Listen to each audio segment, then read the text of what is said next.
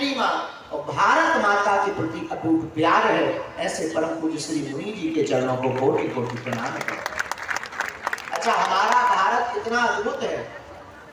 यहाँ गाय भी माता है, गंगा भी माता है, गायत्री भी माता है, गीता भी माता है, हर बालिका और स्त्री भी माता है, और हमारा तो देश भी भारत माता है। कितना अद्भुत देश है। अच्छा, आपने कभी चीन माता नहीं सुनी हो, न पाकिस्तान माता, एक ही माता है, भारत माता की, भारत माता की। ऐसे जो है परम पूज्य श्री परमात्मा निकेतन वाले महाराज श्री जी 3 दिन की जीवन के 3 दिन मतलब त्रिदेव का दिवस, ब्रह्मा विष्णु महेश के रूप में हमें एक दिन प्राप्त हुआ महाराज जी के छत्र छाया में। दूसरा बाण भाग में नेपाल वाले स्वामी अरुणानंद जी महाराज जी विराजमान है, तपोवन से चलकर आए। कितने अद्भुत वैसे तपोवन से चलकर के भारत भूमि में आए नेपाल से, और आप भी गंगा माँ के किनारे विराजमान श्री आचार्य।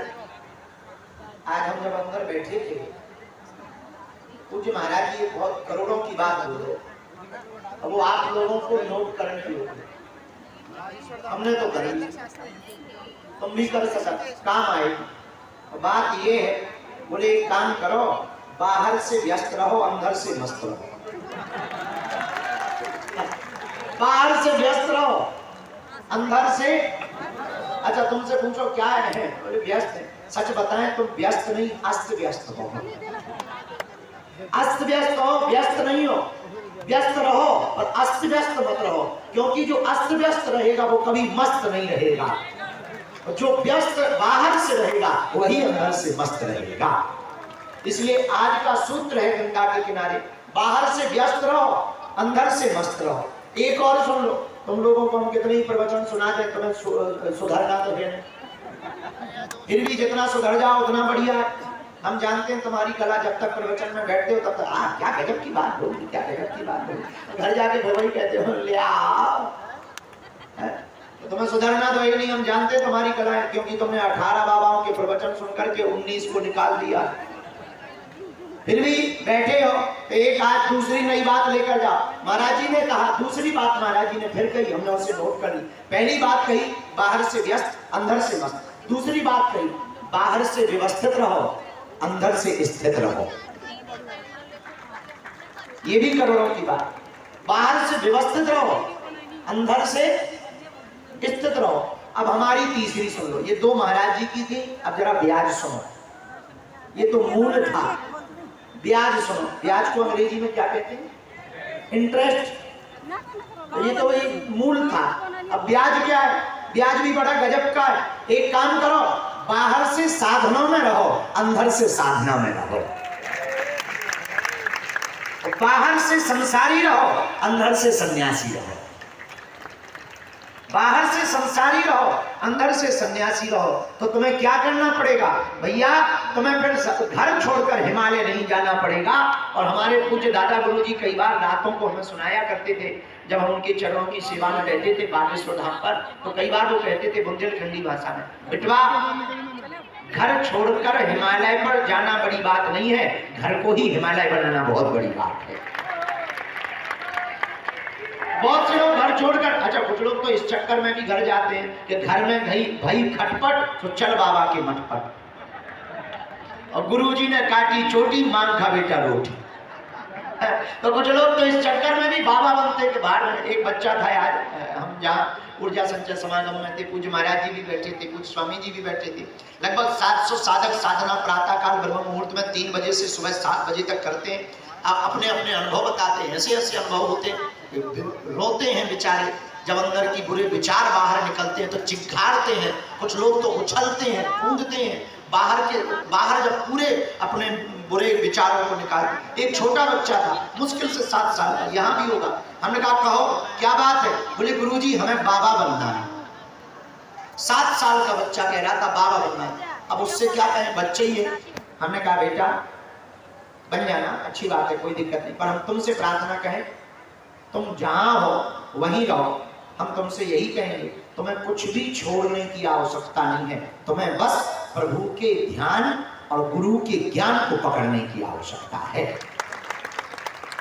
तुम्हें प्रभु का ध्यान और गुरु का ज्ञान पकड़ने की आवश्यकता है। और भारत के लोगों, वर्तमान समय में तो तुम्हें हनुमान और हिंदुस्तान को पकड़ने की आवश्यकता है वर्तमान समय में, क्योंकि एक हनुमान जी ऐसे जो मल्टी टैलेंटेड, उन्होंने लंका में भी झंडा ऐसा गाड़ा कि इमिग्रेशन पे फंस गई लंकिनी, इमिग्रेशन ऑफिसर लंकिनी फंस गई, कहां जा रहे? हनुमान जी बोले एंट्री कर रहे तुम्हारे देश में, बोले वीजा पासपोर्ट, हनुमान जी बोले विदाउट। लंकिनी ने खूब रोका, पर हनुमान जी महाराज कहां रुकने वाले? लंका में भी जहां दिग्विजयी रावण दिग्दिगंत में अपनी भुजाओं के बल पर राजाओं को, बड़े बड़े देवताओं को हराता था, इंद्रों को अपने सिंहासन पर छोड़ने पर मजबूर कर देता था, क्या गजब के वीर बजरंगबली हैं, इनके चरित्र को जीवन में उतारने की क्या आवश्यकता है? जरा एक झलक देखना, हनुमान जी महाराज रावण के सामने झुके नहीं और कभी मुड़े नहीं। यही हनुमान जी का चरित्र है कि हनुमान जी ने अपनी पूंछ के बल पर रावण की मूंछ को उखाड़ दिया, अपनी पूंछ के बल पर रावण की मूंछ को उखाड़ दिया। अच्छा तुम कहोगे गुरुजी प्रमाण बताओ, पूंछ हनुमान जी के है पूंछ, और पूंछ का मतलब क्या होता? पूंछ का मतलब है प्रतिष्ठा, पूंछ का अर्थ है प्रतिष्ठा। हम लोग आम बोल चाल में कहते हैं इनकी बहुत लंबी पूंछ है, यहाँ से दिल्ली तक पूंछ है, तो पूंछ थोड़ी, हाँ, इनकी बहुत लंबी पूंछ है, दिल्ली तक पूंछ है, मुंबई, तो क्या पूंछ थोड़ी होती है? पूंछ का अर्थ प्रतिष्ठा।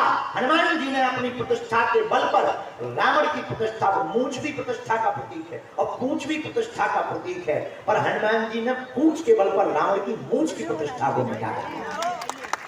यही भारत के हनुमान, श्री हनुमान जी का चरित्र है। इसलिए भारत के लोगों, वर्तमान में हनुमान जी के चरित्र को, हमें दो चीजों को पकड़ना है, श्री हनुमान जी के चरित्र को पकड़ना है और प्रभु के चित्र को मन में बसाना है। लेकिन गड़बड़ क्या है, हम लोग फिल्म हीरो को मन चित्र में बसाएं। जहाँ देखो एक जन के हम घर गए, गुरु जी घर आइए फ्री हो, तो हम कहा तो फ्री है, भगवान ने हमें फ्री होके ही भेजा। अब उनके घर गए, जैसे इंटरव्यू की ऐसी ऐसी वीडियो की फोटो टंगी, दिमाग खराब हो गया। हमने कहा ये कौन है? बोले ये हीरोइन। हमने अपने चेलों से कहा बैग उठा, गजबई है, हनुमान जी बचाने ऐसे लोगों से।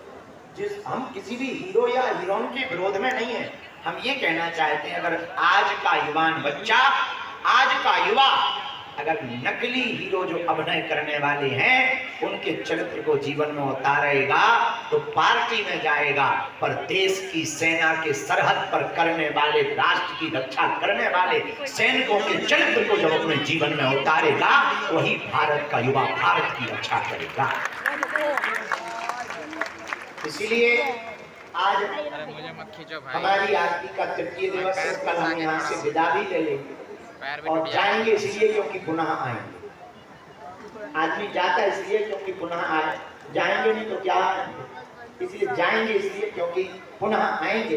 इतना अद्भुत परमार्थ निकेतन धाम में लगा, इतनी ऊर्जा, प्राकृतिक सौंदर्य, कलकल किल्लोद करती हुई गंगा माँ की गोद, घंटा घड़ियालों की ध्वनि, मंदिरों की गूंज, पूज्य महाराज जी का सौम्य स्वभाव, बटुक ब्राह्मणों का वेदोच्चारण, सात्विक आहार की व्यवस्था, निर्मल व्यवहार की समुचित अवस्था पूरे आश्रम में हमने देखी। तो परमार्थ निकेतन आकर के यही लगा सच में अपनी जिंदगी के अर्थ का परिणाम परमार्थ ही होना चाहिए और पुरुषार्थ का परिणाम भी परमार्थ होना चाहिए, और जिंदगी के गूढ़ से गूढ़ गुणार्थ का परिणाम भी परमार्थ होना चाहिए। तो परमार्थ निकेतन धाम आकर मन को खूब प्रसन्नता हुई। जितने भी लोग गंगा आरती में संध्या बेला पर ऊपर रोड तक हैं, मोबाइल चालू किए हुए हैं, कुछ लोग वहाँ पुल के ऊपर टंगे हुए हैं, ठीक है, वहाँ भी जरूरी है। कानपुर वाले शुक्ला जी हमें दिखाई पड़ रहे, गजब है, धन्य है कानपुर।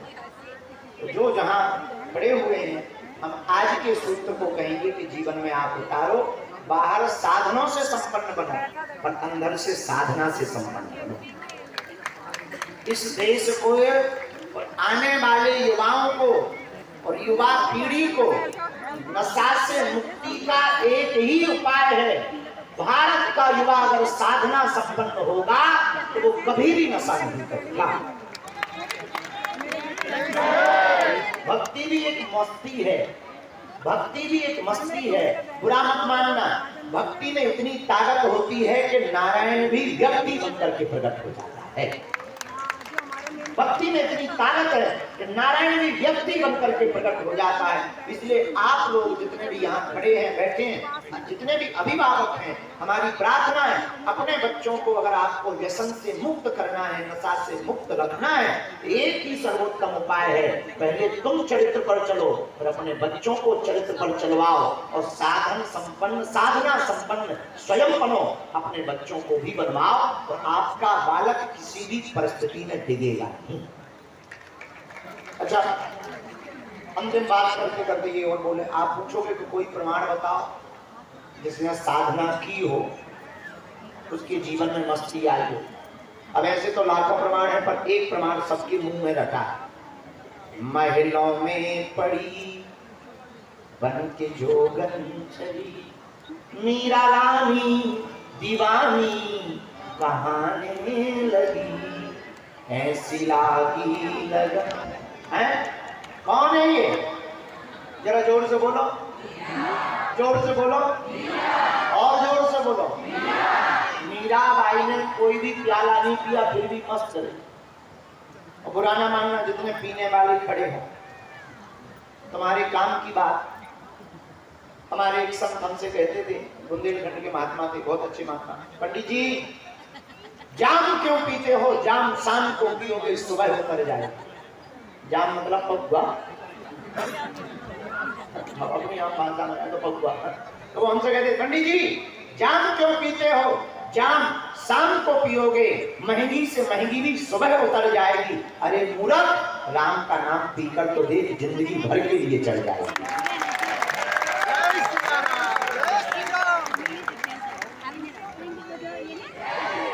जितने भी पीने वाले, अच्छा दो प्रकार के लोग होते हैं, एक पीते खाते हैं, एक खाते पीते हैं। हाँ, एक पीते खाते हैं, जैसे हमारे गांव में बुंदेलखंड में है, तो किसी भी लड़की के लिए जब लड़का देखने जाते हैं, कोई हमारे पास आता है तो पूछना हमारा तो लड़का किसका है। हम जैसे बड़े आदमी हैं तो हम कहते खाता पीता, खाते पीते घर के। लेकिन अगर गड़बड़ हो तो वे पूछते हमारा जो लड़का पीता खाता। दो प्रकार के लोग होते हैं, एक पीते खाते, एक खाते पीते। तुम्हें निर्णय करना पड़ेगा, तुम पीते खाते हो कि खाते पीते हो। अगर पीते खाते हो तो फिर परमार्थ निकेतन में आकर के भक्ति के रस में डूब जाओ। पीते खाते व्यक्ति भी खाते पीते हो जाएंगे गंगा के किनारे। इसलिए धन्य है इसी गंगा की किनारे की है भूमि, धन्य। अच्छा, अपना भारत कितना, भारत में उत्तराखंड भी कितना। एक दिन हमसे पूछ रहे थे, उत्तराखंड को आप किस दृष्टि से देखते हो? हमने कहा पूरा भारत है, शरीर पर सिर है वो उत्तराखंड है। तो बोले आप सिर की उपमा क्यों उत्तराखंड को दे रहे हैं? हमने कहा ये ऊंचे, सिर तो हमेशा ऊंचा ही होता है और सबसे ज्यादा पहाड़ उत्तराखंड में ही पाए जाते हैं, तो यही है उत्तराखंड हमारा सिर। तो भारत अगर शरीर है तो उसका सिर कौन है? उत्तराखंड है। अच्छा, सिर उत्तराखंड है तो उत्तराखंड देवभूमि भी कहलाती है, तो देवता भी सारे उत्तराखंड में ही है। देखो बद्रीनाथ भगवान, केदारनाथ दादा, गंगोत्री, यमुनोत्री, हरिद्वार, ऋषिकेश, कितने गजब के ये देवी देवता भी विराजमान है। पर बुरा ना मानना, एक जन सज्जन हमसे कह रहे थे, आप कौन है? हमने कहा हम हिंदू हैं। बोले नहीं, हम वो हमारा सरनेम पूछ रहे थे, तो हम भी बहुत बद्री आदमी, हमसे फंस गए। बोले नहीं, नाम बताओ। हमने कहा हमारा नाम धीरेन्द्र कृष्ण शास्त्री है। अरे बोले सरनेम क्या है? हमने कहा सरनेम से क्या लेना, हम हिंदुस्तान में यही कहा। लेकिन नहीं माने, बड़े जात पात का वो उनके अंदर जहर भरा हुआ था, भयंकर जहर। ऐसे लोग बड़े खतरनाक। हमने समझ गए, नेताजी थे, हमने समझ गए तरीके। हम भी मूड में बैठे, कछली लो गुरु जी लौट के मिलेगा। हमने नेताजी से कहा कि अच्छा एक चाय पी लो अंतिम। कोई अंतिम क्यों? हम कहा हम जो बोलने वाले हैं उसके बाद तुम लौट के जिंदगी में हमारे पास आओगे, इसलिए एक चाय पहले पी लो अंतिम। हमने चाय पिलाई, फिर हमने कहा कि हम वैसे तो ब्राह्मण हैं, पर सच बताएं हम हिंदू हैं। तो बोले पर आपके सर्टिफिकेट में ब्राह्मण तो लिखा हुआ है, आप क्या मानते हैं ब्राह्मण क्या है? अरे हमका कुछ भी नहीं है, चारों वर्ण समान हैं, ब्राह्मण वैश्य शूद्र सेवक और क्षत्रिय ये चारों वर्ण समान हैं। पर हमने धीरे से कहा हमका शरीर में 4 जगह हैं, तो कौन कौन? हमका मुख, भुजा, पेट और पैर, यही चारों वर्ण हैं। मुख है ब्राह्मण, भुजाएं हैं क्षत्रिय और पेट गुप्ता जी, क्योंकि रखने का काम गुप्ते ही करते हैं। उन लोगों को बैठने का बोलो, लेडीज को बैठने का बोलो, बीच में क्यों खड़े हो गए? पेट भी रखने का काम, कितना मटेरियल तुम सप्लाई करो, पंडित जी के यहाँ टिकते ही नहीं, और क्षत्रिय तो बिल्कुल रखते ही नहीं, 1 मिनट में ही तुरंत सप्लाई कर देता है पंडित जी को सौंपे दो महाराज। और पंडित जी भी 1 मिनट नहीं रखते, 2-3 मिनट में उससे छानबीन कर, आतंकवादी तो नहीं आ गया है कंकड़ बन करके और सीधा भेज देता है। तो रखते कौन है? रखते वैसे हैं, सेवक चलते कौन है? चलते सेवक हैं, लेकिन चारों वर्ण हैं। पर एक बहुत करोड़ों की बात है, चारों वर्ण हमारे शरीर में है। पर याद रखना, कभी भी कोई भी आदमी किसी को प्रणाम करता है तो सिर को प्रणाम नहीं करता है, हमेशा चरणों को ही प्रणाम करता है। और इसलिए हम तुम्हें करोड़ों की बात ये कहना चाहते हैं कि चारों वर्णों के बिना शरीर अधूरा है और चरणों के बिना तो और शरीर अधूरा है। ऐसी भारत भूमि से हमें चारों वर्णों को त्याग करके हम लोगों को वर्ण व्यवस्था रहनी चाहिए, पर भेदभाव को मिटाकर हम सब हिंदू, क्या जोर से बोलो, हम सब हिंदू, हम सब हिंदू, हम सब हिंदू, हम सब हिंदू। तो वर्णों का सम्मान तो करना है पर अभिमान नहीं करना। हम लोग वर्ण व्यवस्था का अभिमान करने लगे, इसलिए टूट गए, जातियों में बट गए और हम अपने ही धर्म को नीचा दिखा रहे हैं। जय है, हम समझ गए। पूज्य मुनि जी, परम पूज्य महाराज जी का सूत्र किस किसने याद कर लिया? बाहर से व्यस्त रहना है, अंदर से अस्त व्यस्त नहीं, मस्त रहना है। बाहर से साधनों में संपन्न रहना, अंदर से साधना में संपन्न रहना। बाहर से व्यवस्थित रहना है, अंदर से स्थित रहना है। सन्यासी हलुआ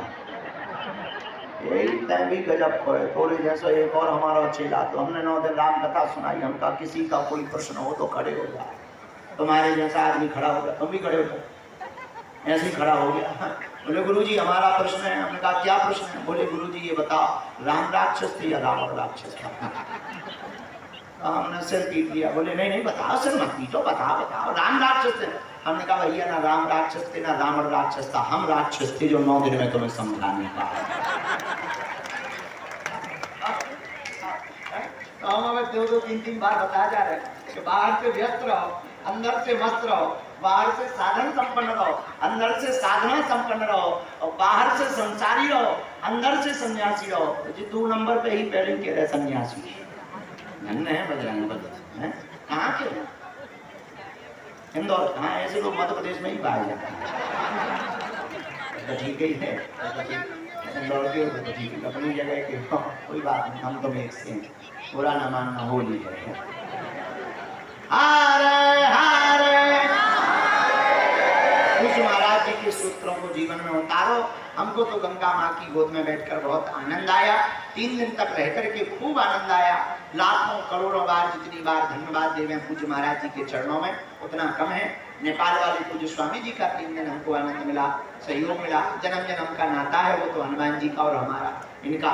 तो इसलिए बहुत प्रेम पूर्वक सबको हम धन्यवाद, सभी बटुक आचार्य यहाँ के जितने भी हैं उनको भी साधुवाद। और हम यही कहेंगे, जैसे एक बहुत पुराना वो चलता था प्रचार, कुछ दिन तो गुजारिए गुजरात में, हम तो यही कह सकते हैं आओ कुछ दिन तो गुजारो ऋषिकेश में। यहाँ की रातें, यहाँ की बातें बड़ी अद्भुत हैं, यहाँ की मुलाकातें और अद्भुत हैं। यहाँ जिनसे भी मुलाकातें होती हैं भूलती नहीं, यहाँ जो भी बातें होती हैं भूलती नहीं है, क्योंकि गंगा है और अपन है। इसलिए सबको सीताराम, प्रेम पूर्वक रहो, हंसते रहो, बागेश्वर बालाजी सबको अपने धाम बुलावे, ऐसी हम गंगा माता के चरणों में अर्जी लगा रहे हैं। सीताराम, भारत हिंदू राष्ट्र की, बागेश्वर धाम के पागलों की, नमः पार्वती पते हर हर।